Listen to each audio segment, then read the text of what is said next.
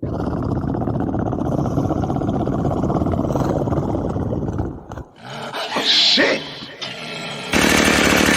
Hey, y'all, give me the motherfucking chainsaw, blood. This motherfucker whooped the straight.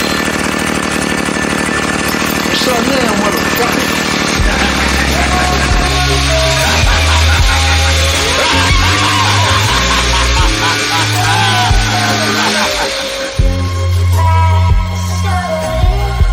These niggas ain't bigger than me. These niggas ain't Nas, ain't Jigger than me. These niggas ain't M, they ain't 50 to me. You ain't Pun, you ain't Pac, you ain't Biggie to me. These niggas ain't Crips, they ain't 60s to me. These niggas ain't Bloods, they ain't dripping with me. Niggas talking that shit by the new generation, man. Fuck these niggas, I slash your fucking faces. You niggas ain't so shit, not an album or a rock. Pussy nigga putting rings on my old bitch. Dick down the throat ass niggas, old hoe ass niggas. Happy cause you went gold ass niggas. These niggas ain't spitting with me, you ain't sicker than me. Fuck out my section, you ain't sitting with me. This for very important people, it's clear that we not equal. Clear you niggas faggots, I'm the Black Marshall Matt. Like yin yin yin on a motherfucker. Who needs Hulk Hogan when you got Sting on this motherfucker? Less than 5 albums, kiss the ring on this motherfucker. California throne and I'm the king on this motherfucker. I don't wanna hear it. Weak ass lyrics, crying on the hook, thinking we gon' feel it. Oh, lost ass niggas, voice crack when you talk ass nigga, rolling blunts for the boss ass niggas. I came in with Ye, Jeezy and boss ass niggas. Your freshman cover a whole bunch of soft ass niggas. Tampon lyricists evacuate the premises. Mute BET ciphers cause I don't wanna hear that shit. May you rest in piss, you fuck niggas. Hey Frank Ocean, go ahead, fuck these fuck niggas. Yeah, they fuck niggas. Ain't no 3 stacks in your class, so take your top 10 spot and shove it up your ass, bitch boy. Niggas already fucked your bitch, you bitch boy. And every time you kiss on that hoe, you suck my dick, you bitch boy. And when you buy that hoe a bag, that bitch carry my bricks, you bitch boy.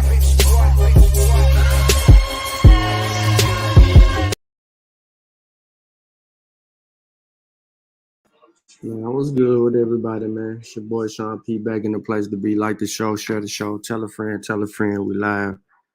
I ain't did too much sharing, man, so please like the show, share the stream. We're about to get it in. We're gonna deal with the science of chakras and meditation. What y'all know about that? Huh? I know what y'all thinking, man, but we finna put an end to the way y'all act and the way y'all perceive things to be. We're gonna deal with the real science behind the whole chakra shit. The healing principles. We're gonna get into all of that. The reality of it. See, some of y'all ain't ready to have that conversation because you're so caught up in the, you know what I mean? I don't even want to say that word, but you caught up in it. And we just gonna set the record straight, man. So after intensive research on the subject matter, man, I've come to realize that there's some information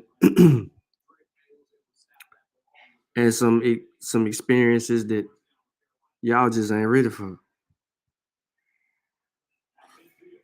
You know what I'm saying? You just ain't ready for it. But we're gonna get into it, man. For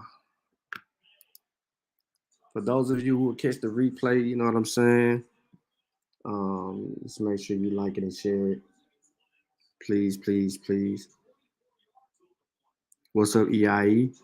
He got his third eye going. Sutek was here. I think he dipped out. But I'm just kind of waiting on a couple of more people to get here, man, before we get started. I do have all of my decorated source material. It'll be in the description. Let me go ahead and share my screen real quick. And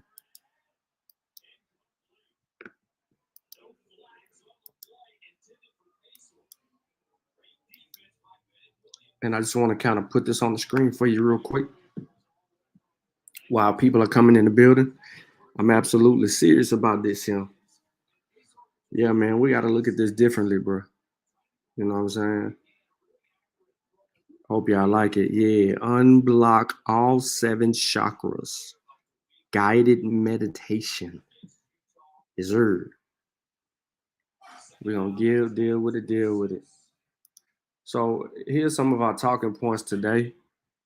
We're going to be defining chakra, defining meditation, and we're going to look at the history of meditation and the chakra system. And is the chakra system a pseudoscience?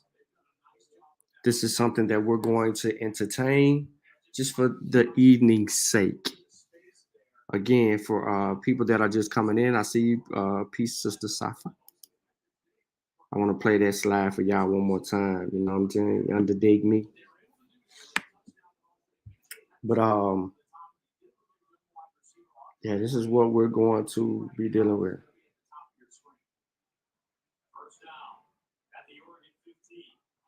Hold on 1 second for me, y'all.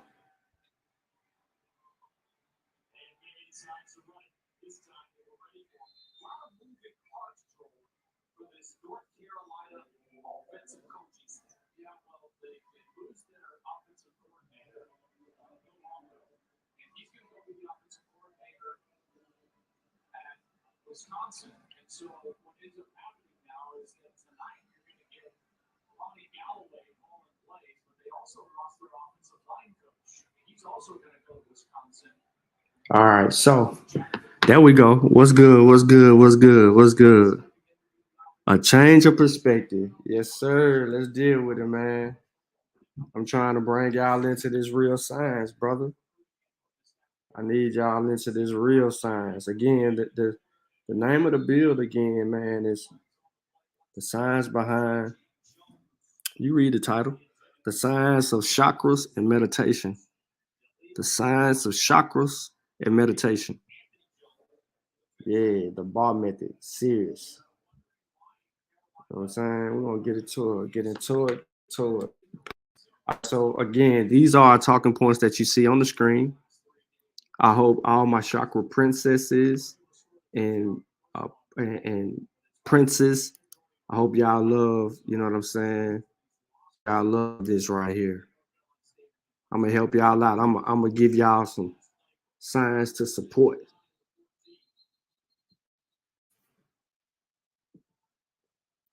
Some science to support. All right. So let's go ahead and let's get into chakras, right? Defining chakras and defining meditation. But we're gonna deal with chakras first. Okay. So this article was written in 2018, as you can see, by Van Zant. It's published in the Ohio State University College of Arts and Sciences. And here, this article tells you a little bit of, I mean, it's posted by that, but it's written by Kogan. It gives you a little detailed information here with some sources at the bottom for you to be able to actually deal with and go with from there. However, I'm going to elevate it a little bit and I'm going to go all the way in. So anyone who actually has an issue or wants smoke, I'm gonna beat y'all with this work. Now you should be able to see this pretty clear on the screen.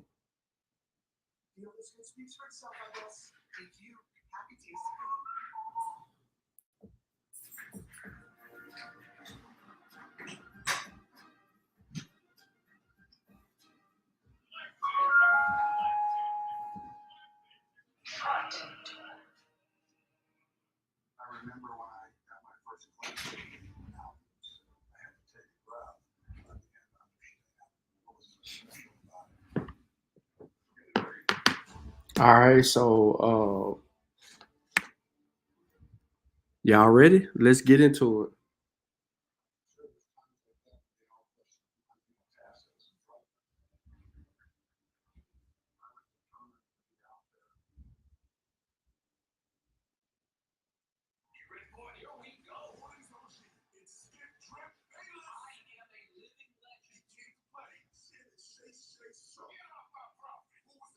Hold on, y'all.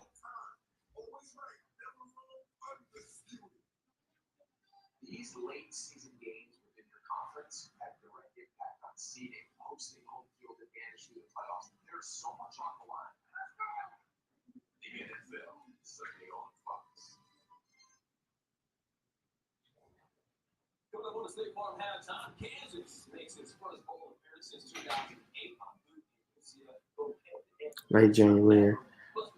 Okay, so chakras are often referred to as a part of a yoga practice and used to describe the way energy moves in the body.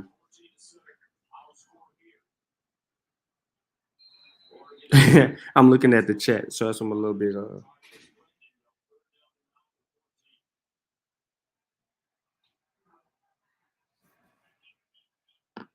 Yep, y'all see it. It's the first line. Chakras are often referred to as a part of yoga practice and used to describe the way energy moves in the body. They are mentioned historically as early as 600 BC by Yoga Upanishads. Now, the name chakra is the Sanskrit word for wheel because they are said to be spinning forces of energy in the body. Chakras are said to correspond to nerve centers and major organs in the body, and each of the 7 chakras are said to correlate with different abilities, expressions, and types of health. For instance, the well-being of the 5th chakra, which is located near the throat, is said to relate to the person's ability to speak truth, but it is also related to their neck, thyroid, and oral health. Believers claim that when chakras are blocked, typically as a result of different kinds of negative energy, negative physical, mental, emotional issues will result. There are many suggestions put forth about how to align chakras to reduce this blockage, and individuals can pay for products or treatment that claims to improve chakra alignment. While no data has been collected about the prevalence of a belief in chakras, chakra alignment is frequently worked into yoga, which is practiced by almost 9% of adults in the United States. Believers in chakras claim they experience physical, mental, and emotional improvements after alignment of their chakras. Because chakra alignment is often connected with mindfulness meditation or yoga, the benefits to physical and mental health of the yoga meditation are often used as evidence for the effectiveness of chakra alignment. Chakras are explained as nerve centers or sites of major organ, but even yogis admit that no one has been able to measure this energetic centers in a meaningful way. However, they argue that just because these energy centers cannot be measured scientifically does not mean they don't exist. Sounds like Bar Method and her whole belief in what they know today as uh, the Zodiacs. What is that stuff that she into? Honey Claw. All right, so let's continue. Now, however, the proposal of chakra does not fit with the modern scientific understanding. I'm going to say that again. The proposal of chakras does not fit in the modern scientific understanding. See, here's where the problem lies. It's not fitting in the modern scientific understanding. But does it fit in a more classical scientific understanding or archaic scientific understanding of how the human body uses and stores energy? And there is currently no proposed method by which the existence of chakras can be shown scientifically.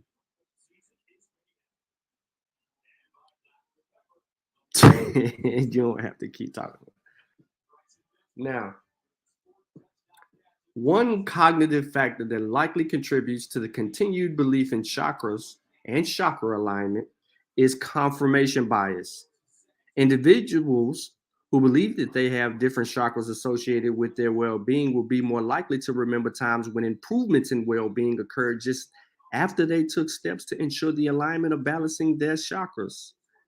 In addition, individuals who do not improve after chakra alignment might believe that they simply haven't done enough, or that they are encountering in addition negative energy from another source.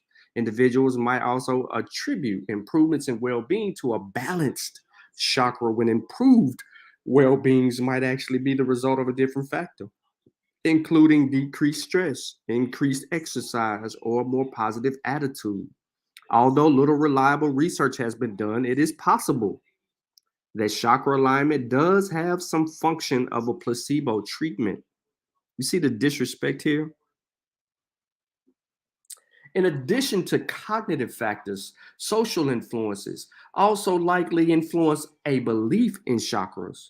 The authority bias or tendency to accept the opinion of an authority are likely at work as this belief is maintained. Leaders of yoga are generally very experienced in the practice. And so people who are new to the practice of yoga would likely be inclined to take advice from these experts about how to improve their well-being in various ways.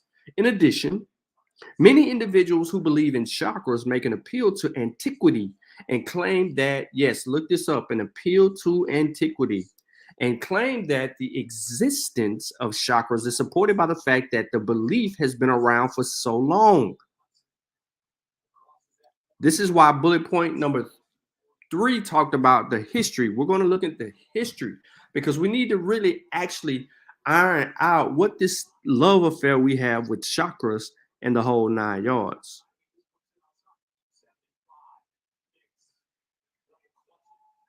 Now, these are some social factors that likely contribute to continued belief in chakras and overall, as the paper ends, overall. These are many cognitive and social factors that contribute to the continued belief. Most individuals who practice chakra alignment are also probably unlikely to seriously question their belief because they are so few possible negative effects of the practice, besides potential wasted time, money, and lack of considering alternatives. In general, believers in chakra alignment do not tend to think about or talk about how this belief fits into a larger scientific understanding of the functioning of the human body, possibly because the belief in chakras and chakra alignment is associated with a more spiritual rather than scientific framework of beliefs. So there's some key things in this very first article that I want to go back to just to make sure that we take away something from this particular article. It says chakras are often referred to as a part of yoga practice. If you look around the community today, and if you look around in other people's communities today, there is a resurgence or a surge, an increase, an abundance of people now practicing yoga. You see a lot of athletes practicing yoga, right? Getting in these stances, stretching their bodies in all kinds of ways. You know, they're with the move. So this new wave of yoga and equating it to chakras is something that has taken over in the new era. Okay. Now, the other point here is that they are mentioned historically as early as 600 BCE by Yoga Upanishads. I don't even know how to say this word. We all know that the word chakra is Sanskrit and it refers to a wheel and talk about spinning energy forces in the whole 9 yards. However,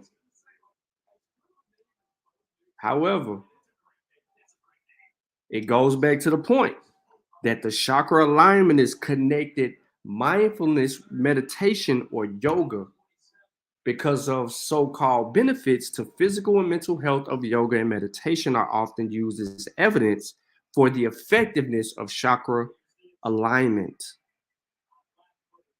So one thing about about this thing is if you practice yoga or you just doing some stretching, right?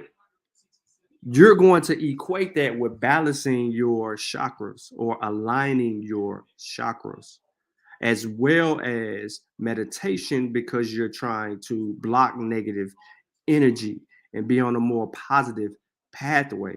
That's another form of way or of honing in on your 7 chakras, opening up the, not opening up, but harnessing this thing that we know of as controlled energy.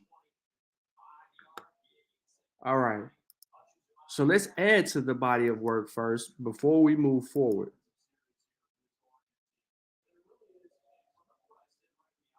All right, so I have another article right here, as you can see, because we're going to talk about history, and we're going to get into that, right? Because we need to.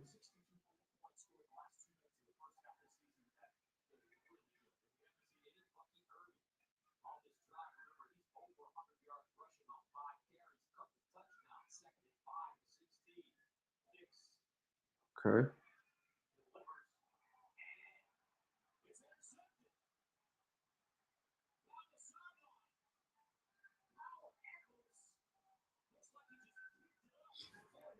Now, it says here in bold, ladies and gentlemen, it says here in bold. Okay, this article was reviewed by a PhD, Cheryl Crumpley. It was written by Zane Vilnius, and this is updated as of May 2022. Okay.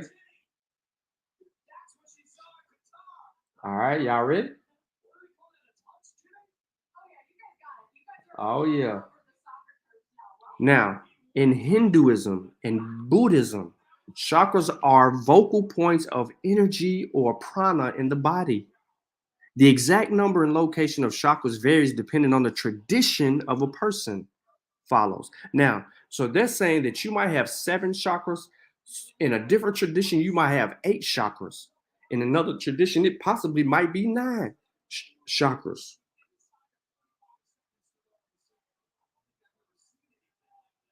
And that's just what it is. Now, so again, immediately off the rip, we pay reverence to this whole chakra system or the history of chakra systems originating among the Buddhist and aligning with Hinduism. We're all in agreement to that. Anyone that says that the chakra system comes from Africa or it was created and started in Africa, do we have anyone in the audience that disagrees with the origins of the chakra system? Anyone? Again, the science of chakras and meditation. We're going to get into it. But we have to walk before we can run, right? None of y'all born running. Now, in Buddhism, there are 4 primary chakras.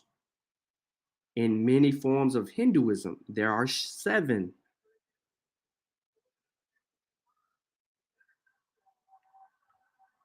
Time out real quick.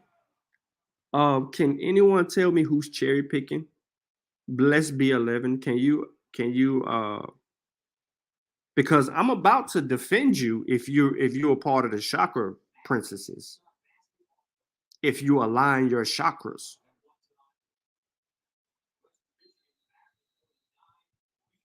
Oh, okay. Oh, she talking about you. What you done did now?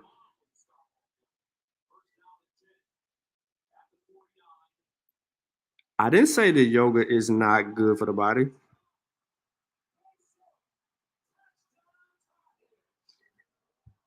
And I don't know nothing about no cherry picking, so that's y'all. So I let y'all have it. Okay. Now, in Buddhism, there are 4 primary chakras. I'm gonna say it again. In Buddhism, there are 4 primary chakras.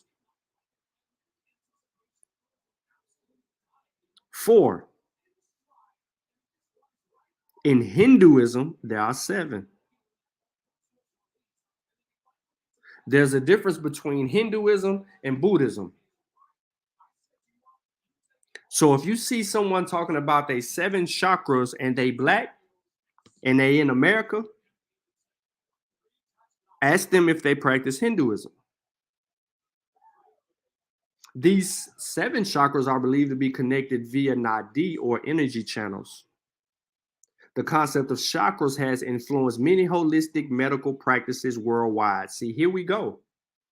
When I said something about the science of chakras and meditation, here is where we get into it, because earlier you just heard me mention things like spiritual connections and stuff like that. which would take it out of the realm of being a science or a pseudoscience or anything like that, right? It's dealing with something outside the natural world. It's a belief. But here, the concept of chakras has influenced many holistic medical practitioners worldwide, including yoga, Ayurveda, and some modern therapies such as sound baths. So again, what are chakras? We don't want to go over what are chakras. We've already answered it. But where are the chakras? Now, typically people believe that the chakras exist along your spinal column, from the head to the base of your spine. The number of chakras varies depending on the traditions. In Buddhism, we already dealt with that. There's 4. In Hinduism, there's 7. All right. Other traditions hold that there are thousands. Y'all thought I was playing. Other traditions hold that there are thousands of energy centers, but a few are the most important. Look what it says about the West. In the West, the most well-known model is the 7 chakra system. What is referred to as a practice of the 7 chakra system is Hinduism. So this is why I ask that we ask our brothers and sisters who are into the whole chakra alignment and system, do they practice Hinduism? And if they say no, then why are you incorporating Hinduism in your practice? Then they may give you a better explanation. But this is also why I asked how many people in the chat think that the chakra system comes from Africa.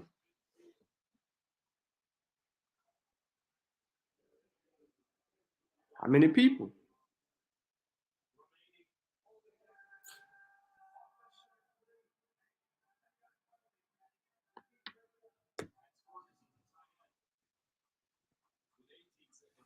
Just let me know. Now, what is the origin of chakras? The earliest written record of chakras come from the Vedas, which are ancient Indian texts that describe the philosophy of yoga.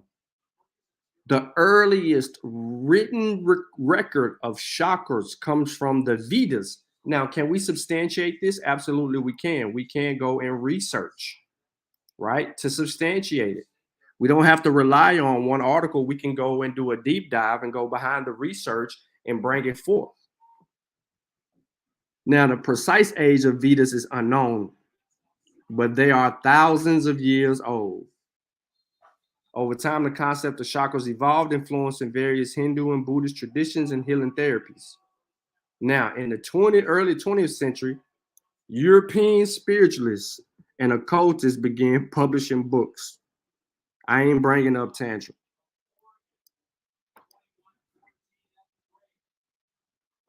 And all these books are written from a Western perspective and understanding chakras.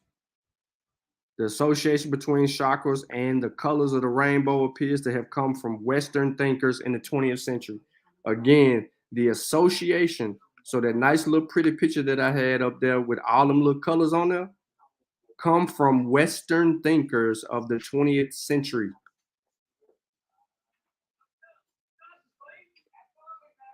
Look what else. Since then, chakras have also become associated with different metals, astrological signs. That's for bar method. Foods or herbs, crystals or minerals, and lo and behold, tarot cards.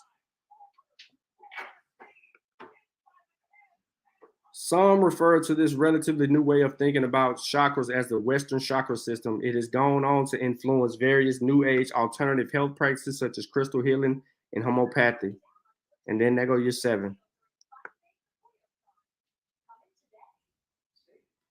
All right. So the key to this particular article is that we know the origins: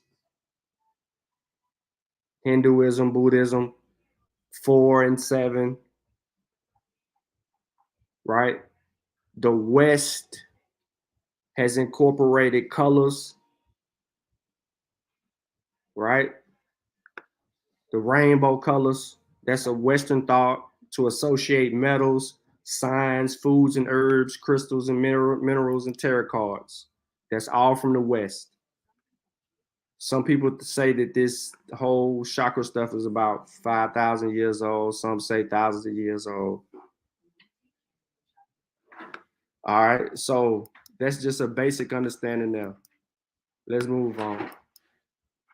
Let's deal with the deal. All right, so of course I got the book in the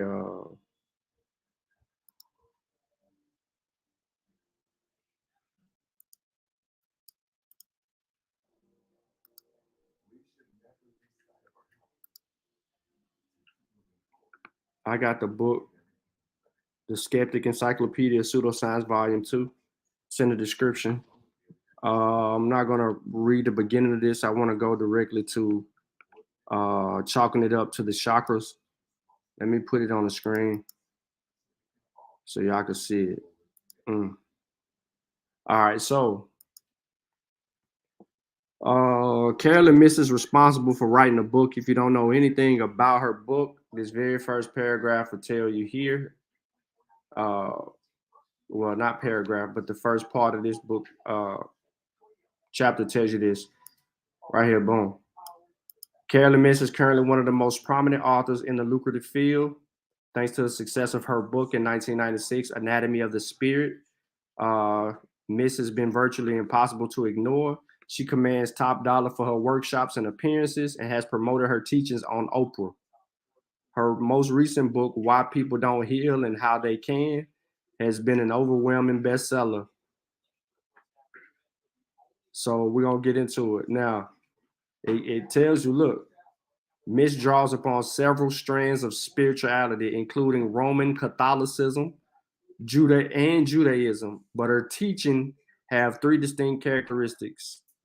First, she uses hypothetical systems of energy centers in the human body to explain the development of disease and to link each illness with a specific emotional issue. Second, she maintains that her unaided intuition can provide detailed and accurate diagnosis of a subject's illnesses, even if the subject is not physically present in the room with her. Third, she stresses a vague type of holism that champions their very duality, claims to transcend, and ultimately wishes for the subservience of the viewpoints to her own. So, Carolyn Miss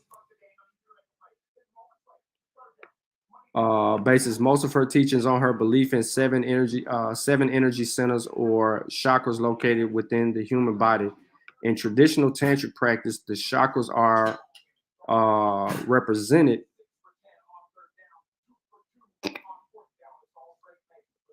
as lotus flowers positioned along the spinal cord. Yep. Specifically, the chakras are thought to correspond with the following anatomically positions: first, second, third, fourth, fifth, sixth, seventh. Now, you should know immediately that this seven chakra system is Hinduism, right? But let's continue.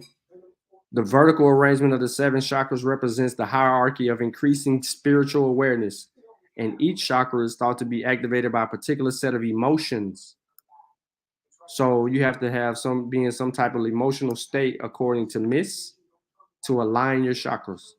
For example, the energy of the first chakra is activated by the base feeling of tribal affiliation. So once you've affiliated yourself with your tribe, you just align chakra number one. While the seventh chakra resonates to our quest for spiritual wisdom. However, negativity can cause our chakras to lose energy. This, she says, is how we become sick.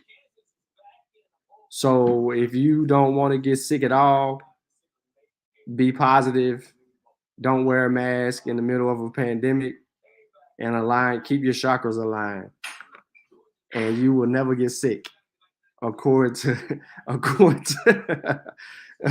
Miss. Now, when we fail to be positive and spiritually aware as we should be, we withdraw energy directly from the basic energy level we need to run our physical bodies. This depletion is the mechanism through which the physical body becomes weakened. Now, not surprisingly, Miss also maintains that the imbalances in the chakras always manifest themselves as afflictions in very specific parts of the body, since the chakras themselves are thought to respond to particular emotions. This essentially aligns each illness a unique emotional cause. Miss dubs this model of the body human energy system. In this system, look what she says. In this system, heart attacks are caused by excessive guilt. If you are experiencing excessive guilt, you're gonna get a heart attack. And fear. So if you just scared all the time, you got problems. Now, she says AIDS is attributed to having victim consciousness. And syphilis is chalked up to feeling of hostility toward oneself. Thus, illnesses are the cumulative history of our emotional lives, or as Miss repeats with mantra-like purpose, our biography becomes our biology. All of the above claims are completely unfounded scientifically. First, the chakra system, while undoubtedly a valuable component of a cultural and religious practice, has no proven relationship with the anatomy or physiology of the human body. Nothing resembling the energy of the chakras has ever been detected. Despite the acquiescent sensitivity of modern instruments, Miss tries to brush past this detail by alluding to the mysterious nature of this energy, assuring us that conventional medical tests have no way of measuring energy loss. This waffling won't do. Energy is energy, and if it is discernible physical effects, it should also be measurable. To make matters worse, there is no agreement about how many chakras there are. The traditional Kundalini yogic system recognizes 7 major chakras, and this remains the most widely accepted number. However, some mystics recognize other minor chakras. Some maintain there are other major ones as well. Miss takes the latter position, and why people don't heal and how they can. She claims to have learned. Here's what she claims to have learned. An 8th chakra in external to the physical body while doing intuitive reading during the 80s. This begs the question of why this bonus chakra wasn't mentioned in Anatomy of the Spirit. Why did Miss take so long to discover this chakra and even longer to incorporate it into her teachings? One may also ask why she doesn't mention the additional 4 external chakras recognized in some yogic systems. Is there an objective criterion misused to exclude these chakras? If so, what is it? If this is inconsistency doesn't trouble you, imagine what would happen if conventional medicine showed a similar absence of objective guidelines. Imagine, for instance, that your physician couldn't decide if you had 1 kidney or 2. Flabbergasted, you'd go to the doctor. What if he informed you there's a 3rd kidney floating outside your body? If you're anything like me, you'd be out of there faster than you can say Maladuhari chakra. Even if we could agree how many chakras there are, there's no guarantee that we'd understand the origins of our illnesses any better. In much of her writings, Miss stresses that unresolved emotional issues often lead directly to illness. Refusing to let go of the past events, whether positive or negative, means throwing away some part of your daily energy budget. If you start losing energy and don't do anything about it, you'll inevitably develop a weakness in your physical body. From this perspective, disease develops because of your inability to accept life lessons. It is at least partly our own creation. Yet, This emotional model of illness fails to account for how a person who's perfectly content with life can suddenly collapse from a heart failure, or how a happy, innocent child can be diagnosed with cancer. In situations like these, misassures us it is simply the will of God who wants us to learn certain lessons that our soul needs to discover. But how do we know if an illness is our fault or God's? This offers no clear guidelines. Furthermore, unresolved emotional issues can hardly explain how disease develops in animals and plants. Only the conventional medical model can account for these anomalous data. Right. So y'all see where we're going here. Now, I got to get to something real quick, because I'll be here all day.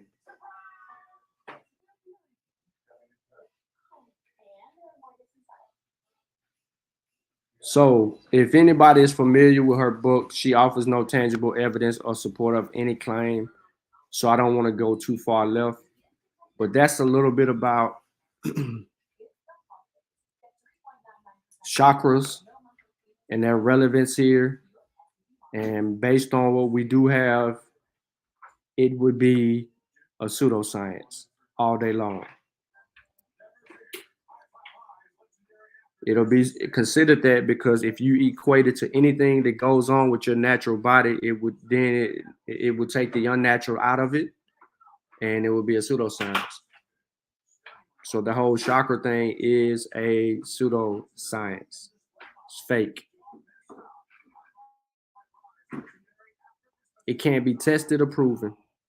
It can't be seen or measured. You can hit us with the what's the word that people like to use all the time? Esoteric. That has something to do with knowledge or hidden knowledge. That ain't gonna help you prove it either. Yoga is yoga. Continue to practice yoga. It's a beautiful thing. But misrepresenting yoga for the sake of trying to talk chakra mess is pseudo. So we can counter mystical claims with objective evidence and use modern scientific inquiry to guide us through troubled times. In fact, it is our responsibility to do so, to follow and for scientific, we found it, to follow myths and to forsake scientific knowledge for a haphazard system of unwarranted speculations is to choose the road to ruin. So that's our spiel on hold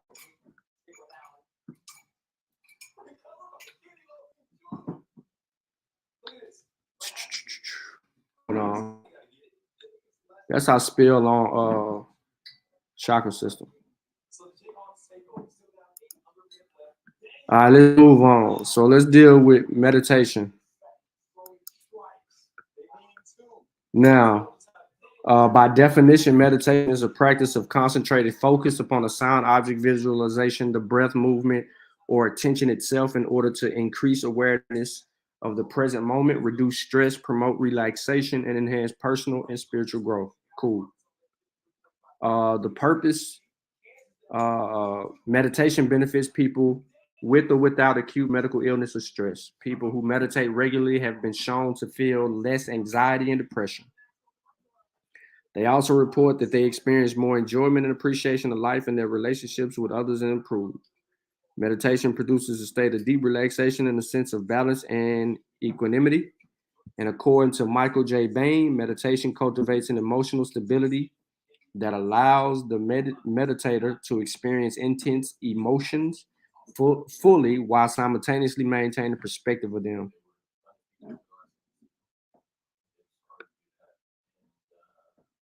There you go. Now, the origins of meditation. is a technique that has been practiced for millennia. Originally, it was intended to develop spiritual understanding. I'm gonna say it again. This is what it was for right here.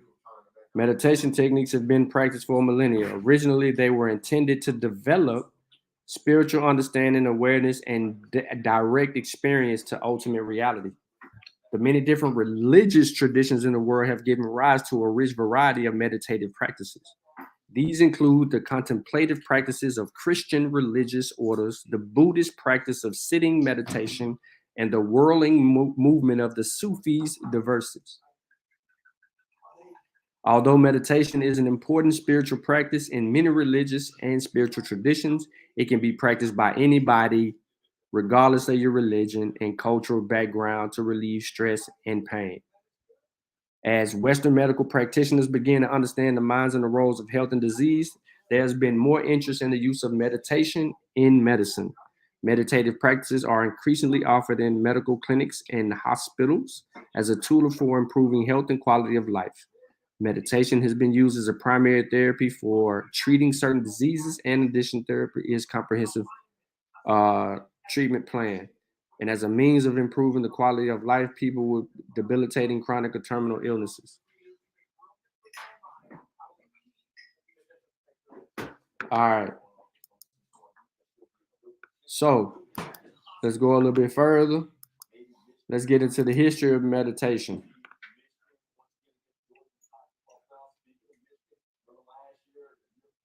All right. Meditation is an ancient practice. It's believed to originate in India thousands of years ago. Let me say it again. Just like your Hinduism, your chakra system. Meditation is an ancient practice that is believed to have originated in India several thousand years ago. How many people take issue with meditation beginning in India thousands of years ago? Throughout history, the practice was adopted by neighbors and quickly formed and became a part of many religions throughout the world. Excuse me. Now, the terminology used today is meditate. Was not introduced until the 12th century AD, and it comes from the Latin word meditatum. All right, so let's be a little bit more specific. Ancient history. The earliest documented records that mention meditation involved Vedantism. Y'all seen this word before, which is a Hindu tradition in India around 1500 BCE. So it goes back to Vedantism, which is a Hindu tradition in India around 1500 BCE. However, historians believe that meditation was practiced before this time, as early as 3000 BCE. Between 600 and 500 BCE, the development of other meditation forms was recorded in Taos, China, and Buddhist India. Although the exact origin of these practices, particularly Buddhist meditation, continue to be debated among historians, the formula to salvation of morality, contemplative concentration, knowledge, and liberation were believed to involve meditation as a central component. Look who involves meditation. The Yoga Sutras of Patanjali, outlining the 8 limbs of yoga, was compiled between 400 and 100 BCE. The same period, the Bhagavad Gita was written, which discusses the philosophy of yoga meditation and the practice of living spiritual life. See connections? Now, the practice of meditation also spread to other cultures in the West via the Silk Road to influence religions such as Judaism. Later in the 3rd century AD, Platonists developed meditative techniques. However, they were not easily integrated into the Christian faith. So there you go. We ain't gonna get too far more into that. I want to get into this good stuff.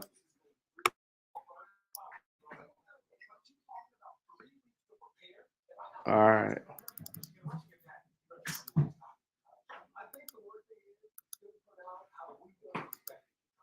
Single page.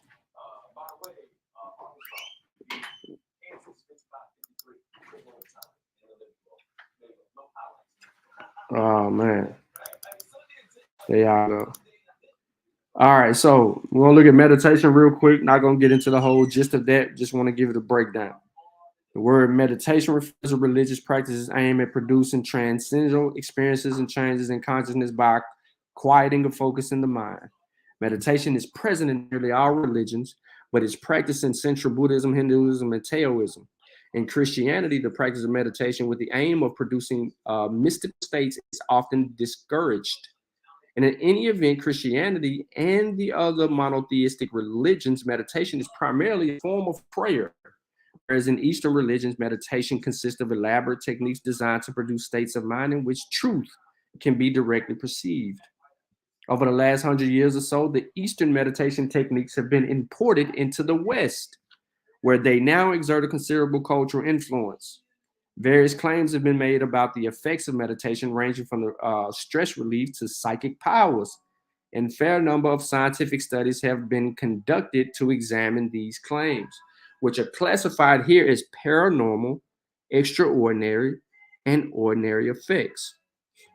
Now, I'm not going to get too far into the paranormal. I'm just going to hit this first little piece, and then we're going to move on to each state. Paranormal effects. These effects are events that would be in direct violation of the known laws of physics. I'll say this again. Paranormal effects will be in direct violation of the known laws of physics. And they run the whole gamut of paranormal phenomena: clairvoyance, telepathy, levitation, teleportation, astral projection, seeing auras, and so forth. Many examples of these psychic wonders can be found in the autobiography of Swami Yogananda and in stories of the yogis and Tibetan mystics, but none of them have been proved. All right. In the 70s, the Transcendental Meditation program claimed to produce siddhis, or psychic powers, in its practitioners, including levitation, invincibility, and omniscience. The Maharishi European University published scientific research that allegedly showed that the psychic powers are bestowed by the higher states of consciousness achieved during the practice of TM.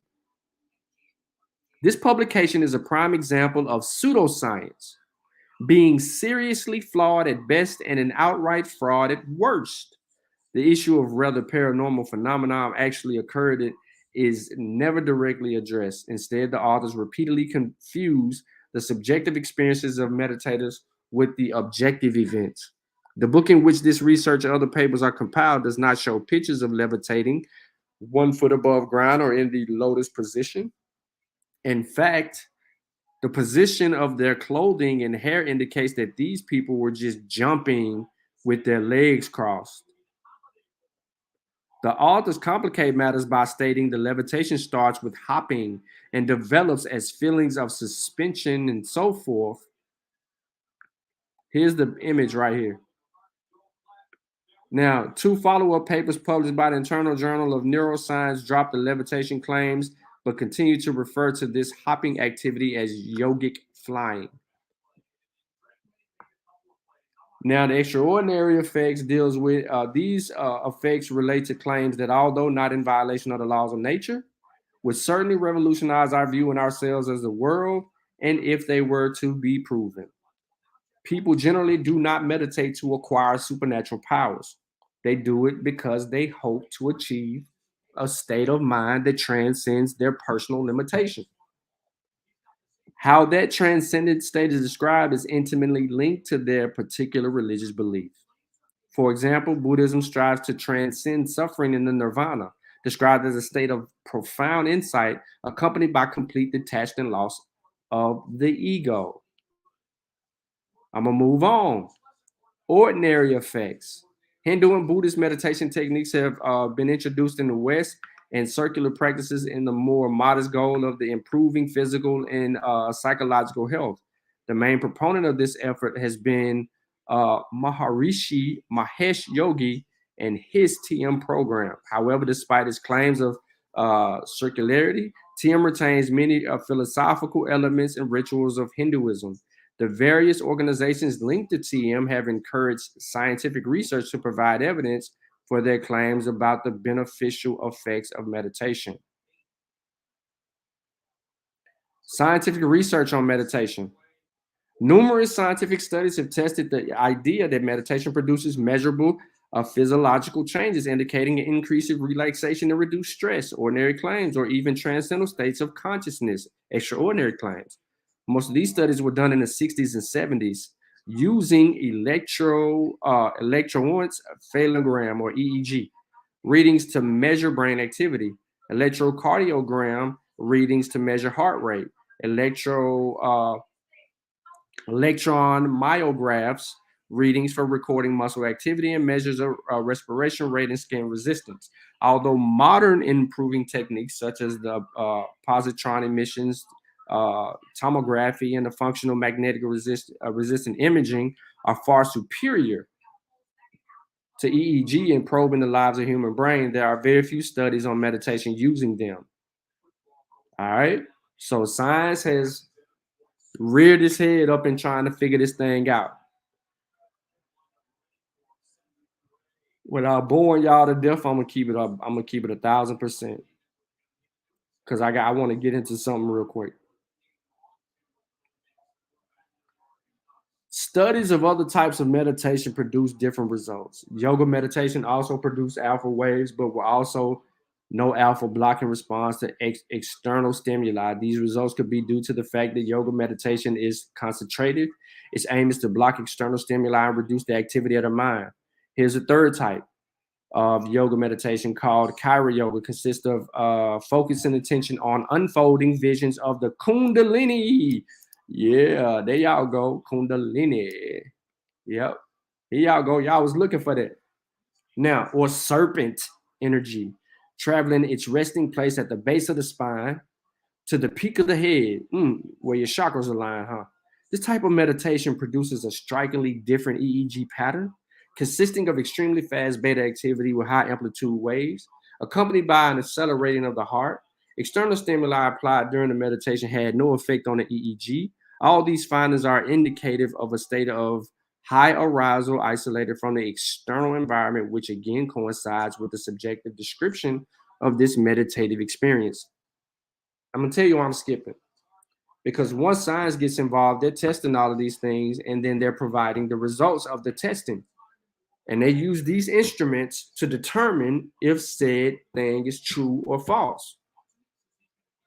So in its conclusion, there's evidence that meditation produces states of consciousness different from wakefulness, sleep, hypnosis, and those states induced by psychotropic drugs. Different forms of meditation have different physiological signatures, and these appear to be consistent with the state goals of meditation. However, the existence of particular states of consciousness during meditation does not prove that these states are extraordinary or transcendent in any way. It would be interesting to see whether it is possible to provide objective evidence of transcendent experiences. So there's limitations to actually being able to deal with this. But what I'm trying to do here today is to show you where this meditative state comes from, its origins, east of Africa, not in Africa, east, in a whole other direction. Now you tie meditation with yoga, you tie a religious practice in the chakra system with yoga, and what do you get? You get a whole bunch of people in America, specifically New York, Harlem, that develop or wherever do from Kemetic yoga.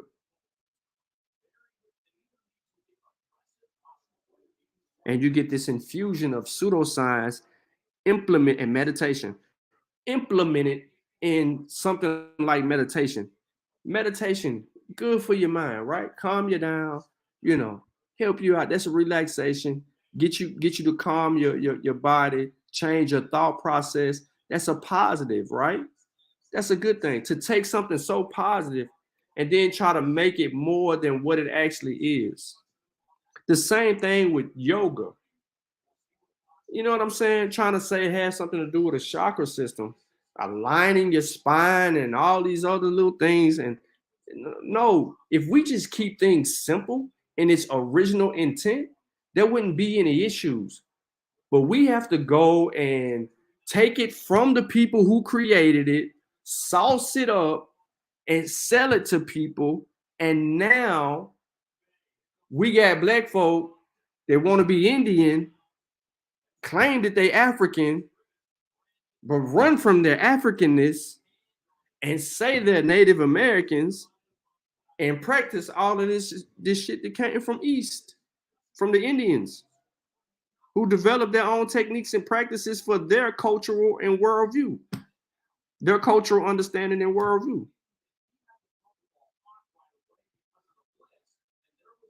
When you muddy the waters right there, you create limitations. And in creating those limitations, you expose it to the natural world. Keep your practices private. We don't care. But the minute that you try to say the chakra system has everything to do with the natural world, our human body, you out of your freaking mind. The minute you try to take meditation beyond calming your nerves, relaxing your state of mind, relaxing your mind, clearing your thoughts, giving you time to breathe and calm down into some way other thing, you subject yourself to science and you're going to have trouble proving it. So why the hell are we here today? If you really thought that I was about a chakra system, you are out of your freaking mind.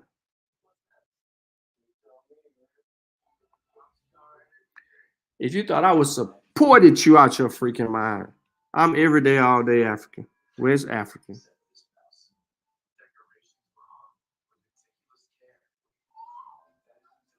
Okay, let me help the slow person by the name of Honey Clark out.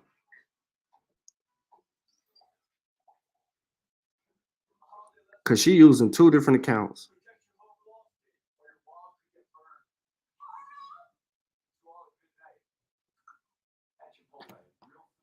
Let me help Honey out. She using both her accounts to comment, y'all. This is ridiculous. Pick an account and stick to it. Stop muddying the water because you are caught up in an I don't even want to get on your astrology nonsense where you just came up with this thought process that astronomy comes from astrology. I don't even want to get into that. Nah, they ain't learned nothing, bro. Nothing at all. Nothing at all. But again, in the description of this video, I actually have my sources, and anybody who thinks that the chakra system originated in Africa and does not come from the Hinduism and Buddhism, source up or shut up. Bring it. I'm telling all of y'all that's super African, super spiritual, that y'all are practicing something that ain't African, and you're trying to sell it as such to our people, you're wrong.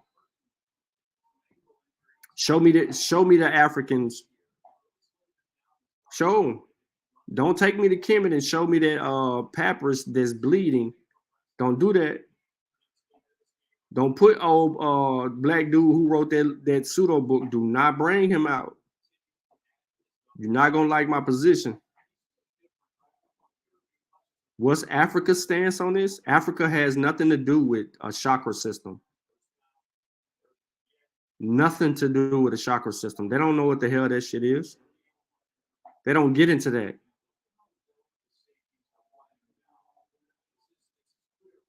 That's a great question. That's a great question. You will not get an answer to that. Not from Blessed or from the Bar Reloaded.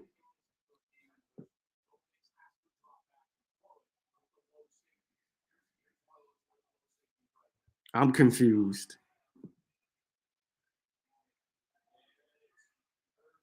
No, you say this. But there are people who are of the belief that the chakra system comes from Africa. Just because you know doesn't mean that everybody else knows.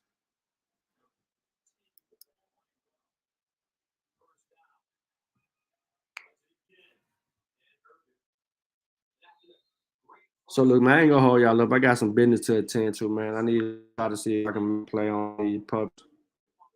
I appreciate everybody tapping in, man. Like the show, share the show, tell a friend, tell a friend. If you got beef, got smoke, bring it.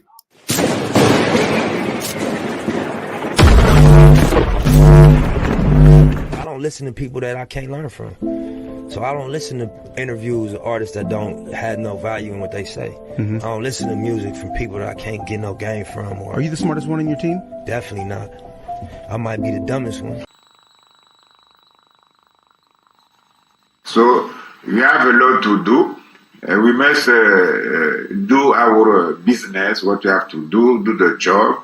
And we are not against anybody. It's not to be against. It's to know more about yourself and more about humanity and try to bring contribution to the world. It's like that. So is this complex of inferiority is over. Is over. Like to say, I'm doing well, I'm okay, healing me. Heal what? You are not sick. Well, heal for what? You have to do the job. You must do the job. We do well in some in art, in music, in athletics. We do well. We must do the same in business. We do well. We must in politics. We do well. So we must do well in a pure intellect business. We must do well too. Why not?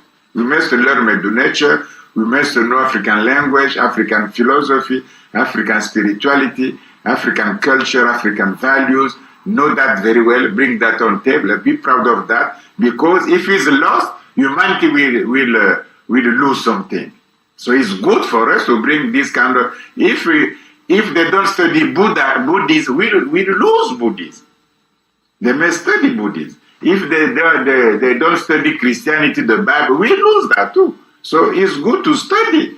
Everything is a part of humanity, is a legacy. So we study because it's part of humanity. It's not to say we are proud, we did, Kemet, they did. Now we have to build a new pyramid. That's all. New schools, new homes, new families, new community, not people in jail, nothing like that. Be there and do well and be positive. This is what we have to do now. I offended anybody, please forgive me, I'm so not sorry. You won't smoke, just keep it between me and you to get that pronto. They said smoke in the album, now they kept it.